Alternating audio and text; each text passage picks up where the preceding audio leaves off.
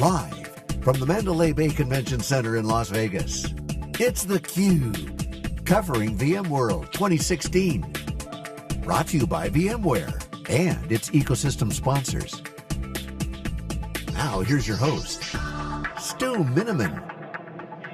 Welcome back to theCUBE at VMworld 2016 at the Mandalay Convention Center here in Las Vegas. I'm Stu Miniman, happy to welcome to the program a first-time guest, George Hope, who's the VP of Global Channels with SimpliVity. Thanks so much for joining us. Thanks for having me.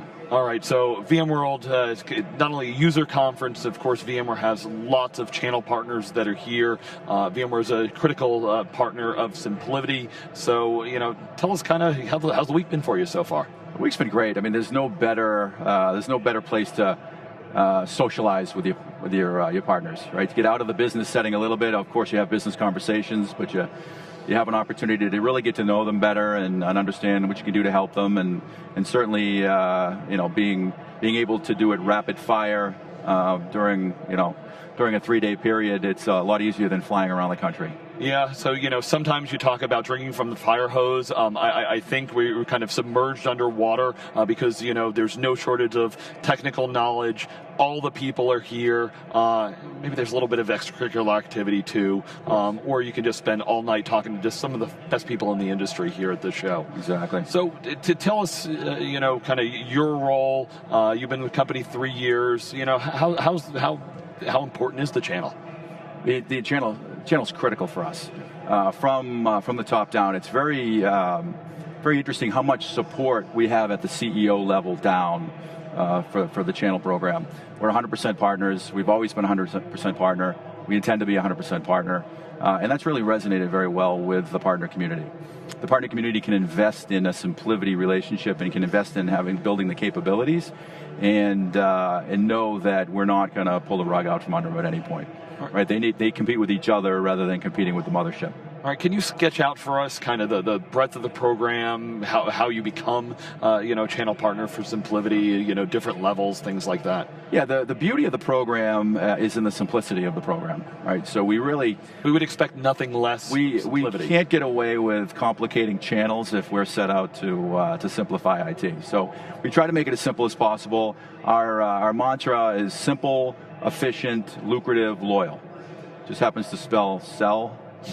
Just was a coincidence, just worked out that way. But the simplicity of it, you shouldn't have to hire somebody to manage our portion of the program to understand how to make money. It should be pretty clear how you make money. Yeah, that's a great point, because look, when we're talking on the channel, the old adage is it's a coin-operated business when you talk about it. When we started talking about just basic convergence, there were some people on the channel that was like I make millions of dollars racking, stacking, cabling. As we simplify the environments, how do I make money? There's, that change in the channel. Yeah. Bring us up to speed as to, what you've been doing, how, companies are excited to, partner with and offer the SimpliVity solutions. I think the partner community really responds to being part of the activity, right? I've always said the best way to learn how to sell SimpliVity is by selling SimpliVity, and it's not really intuitive what we do, right? We are very, very different in the way we approach simplifying IT, and we're very, very different than all of the other so-called hyper-converged vendors out there. So we really need to take the time to explain to customers exactly what we do. And if we do it with a partner sitting with us, and the partner sees the excitement on the face of the customer and sees that it really is truly resonating and there's interest there, they suddenly want to be that trusted advisor. So activity begets activity, and the more they do, the more they want to do, and that's typically how we win over the people in the partner community. All right, George, let's walk through some of the technology pieces that go with what you're doing. So first, let's start with VMware. Mm-hmm. How do you put those pieces together, work with the channel? Of course, the channel's been critical since the earliest days of VMware. Yeah, so we naturally targeted VMware partners out of the gate. Prior to coming to SimpliVity, I worked for EMC for 17 years, or 68 quarters, as I fondly remember it. The partners that I used to work with were the natural partners to start to work with. A lot of the people that we hired have background with Cisco, NetApp, EMC, so we have a lot of relationships with those types of partners. So right out of the gate, we had the perfect ecosystem to go approach and start to take them through what differentiates our product. And then as we found the right partners, we gave them the right amount of training, the right amount of support. And as you mentioned earlier, it needs to be a lucrative program, right? These guys, like you said, are coin operated, and we have to be the best return on time, right? Sales reps work 50, 60, 70 hours a week. They're going to spend time where they're going to retire the most quota. We need to give them the opportunity to retire the most quota, and we need to have lucrative rebates and such for the company so that they can reinvest in the business, and it kind of snowballs after that. Okay, and the hypervisor itself, it's VMware that most of your customers are using. Is that an OEM relationship? Does that come preloaded on the box? And are there other offerings from the VMware catalog as they've been expanding that work their way into some of the solutions? So we don't. So right now we run exclusively on VMware, right, and our product is managed out of vCenter. That will change in the not too distant future. I'm sure you've been briefed on some of that, but in the meantime, we work with their partners. We don't sell VMware licenses, okay. So the partner will sell the VMware license, and the partner will sell our technology, and we'll integrate them together and then provide the total solution for the customer. Okay. But what's also has changed, and you might have heard us talk about our Meet in the Channel program, is that now we've broken it up even further. So we used to sell, the customer could, the VAR could sell our OmniCube and VMware. And now we've given them other options for the OmniCube where if they have a preferred server vendor like Cisco or Lenovo, and they would rather buy the server from the server vendor and buy the software from us, then they can buy the VMware, our OmniStack technology, and their server of choice, provided we've qualified it, obviously. And then they will integrate those three together and sell to the customer. So we're trying to provide more and more choice, if you will. Yeah, I'm wondering if you could help us unpack that a little. When I talk to most users of SimpliVity or other hyper-converged technologies, most of the time the customer doesn't care that much about the underlying compute. They might have had some special cases, so are there certain users that are just, I'm dyed-in-the-wool Cisco customer, I want it, or is it the channel partners that are, helping to drive that decision? How do we determine kind of the traditional Dell-based offering that you have, Cisco, Lenovo, or other options? It's kind of a combination of both. So there are customers that really have a server preference. We've never lost a deal because we didn't run on their server of choice, so clearly they see value in the software. But we like to give them choices because if they have a Cisco environment and they're using UCS Manager, then they're going to want to continue to do that, and we don't want to wheel in something that doesn't fit into their environment. So we give them the opportunity there. And a lot of the VARs have a bias as well. Right, so if you look at some of the VARs, if you're a Cisco VAR, you may not want to put Dell technology in that account. You'd rather go to your buddy over at Cisco and say, hey, I can run the servers through you. Let's all work together and collaborate, and it's a win-win for everybody. And I'm curious, you've got so many features built into your product. Are you getting feedback from your channel partners, being kind of the voice of the customer, for enhancements there? Do they come and say, hey, or there's other pieces of the VMware stack that we want to integrate or we want to sell with your offering? Mm-hmm. Well, we have integration for NSX. Okay. We have integration for vRealize. We have integration for UCS Director. So all those things are packaged in. But we're the most requests that we're getting today are for additional platforms, oddly enough, because they do have it could be a VAR that has another preference outside. For instance, some of the VARs that sell Dell want to break up the OmniCube and buy the Dell separately. So we've allowed them to do that as well. Okay, right. Great. If they want to leverage those other relationships, because the more people that want us to win, the higher likelihood we're gonna have to be able to win, and we let the VARs kind of control that, right? It's the VARs that are our lifeblood that bring us into these opportunities.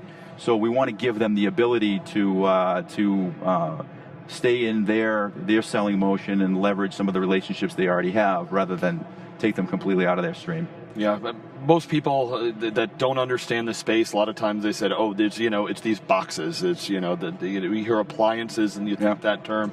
At its core, SimpliVity is software. There is a controller card for some of the advanced functions and accelerator, but it is kind of software at the core of what you're doing there. Yeah, it's software. We just wrote software that needed a little bit more horsepower.